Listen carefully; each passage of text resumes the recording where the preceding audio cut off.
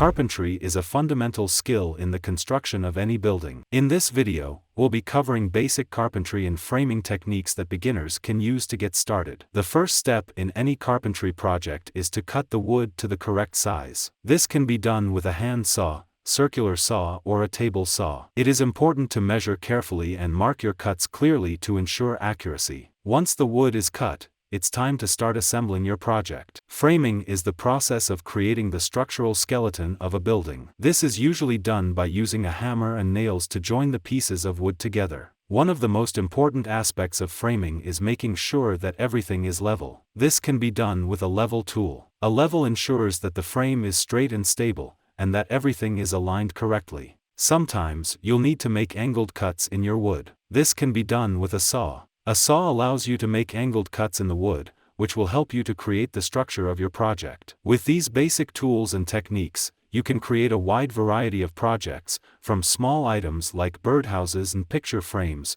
to larger items like walls and houses. Remember to take your time, be safe and pay attention to detail, and you'll be able to create a solid and long-lasting structure. So grab your tools and start building. Remember to take your time, be safe, and have fun.